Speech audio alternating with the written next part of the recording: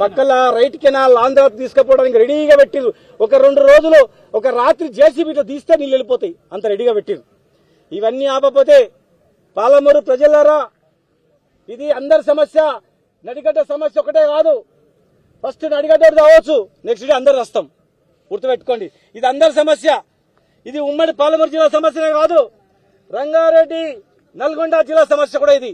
గుర్తుపెట్టుకోండి, ఎవడొచ్చినా ఎవడో రాకపోయినా మేము మాత్రం వదిలిపెట్టాం. ఖచ్చితంగా దీని మీద ప్రభుత్వం క్లారిటీ ఇవ్వాలి. ప్రభుత్వం ఏమైనా అనుమతి ఇచ్చిందా, ఇవ్వలేదని చెప్పి చెప్పాలి. అడ్డుకుంటామని చెప్పాలి, అడ్డుకోవాలి. మీకు చేత కాకపోతే ప్రజలకు పిలిపియండి, మేము పోయి అడ్డుకుంటాం. మీరు ముగ్గురు మాట్లాడే రహస్య ఒప్పందం ఏందో తెలపాలి.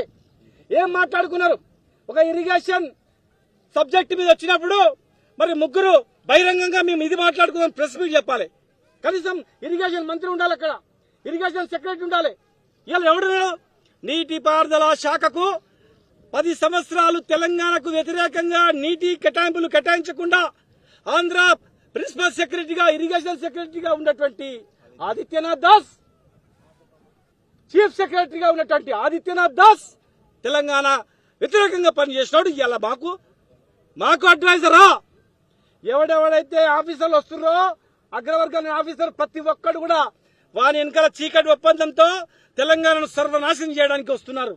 తెలంగాణ సమాజం గమనిస్తా ఉంది. అందుకే మా జర్నలిస్ట్ ఏమైనా గట్టిగా మాట్లాడితే జర్నలిస్టులను కూడా అర్ధరాత్రి ఎత్తుకపోయి 3rd డిగ్రీ పెడతా ఉన్నారు. విశ్లేషకులు మాట్లాడితే భయపెట్టిస్తున్నారు. మీరు భయపెట్టించేది 2 సంవత్సరాలు మాత్రమే. ఆంధ్ర పోలీసులది కానీ ఆంధ్ర అధికారులది కానీ నడవదు.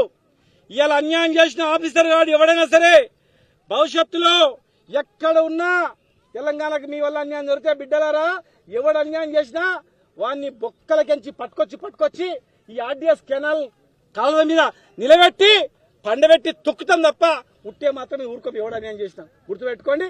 దీని మీద క్లారిటీ ఇవ్వాలి. నడిగడ్డ ప్రజలు ఏ పార్టీ ఉన్నా సరే పార్టీ జెండాలు పక్కకు వాడేసి అందరు ఐక్యమై దీన్ని కాపాడుకోవాలి. మనకు జీవన్ మరణ సమస్య ఇది, గుర్తుపెట్టుకోండి. ఈ ఇరిగేషన్ మంత్రి మీద నమ్మకం లేదు. సచ్చినోళ్ళ శవాలే 1-2 సంవత్సరాలు తీయలేకపోతున్నారు. వాళ్ళు చేయలేరు. అవతలోనికి దారిస్తారు. ఎత్తుకపోండ్రా, కూసుకపోండ్రా, తూకపోండ్రా అని చెప్తారు తప్ప తెలంగాణకు మాత్రం న్యాయం జరిగే పరిస్థితి లేదు.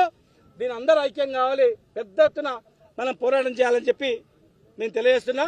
ఖబర్దార్ తెలంగాణ ద్రోహులారా, అడ్డుకుంటాం కర్ణాటక అక్రమ ప్రాజెక్టును, అడ్డుకుంటాం ఆంధ్ర అక్రమ ప్రాజెక్టులను.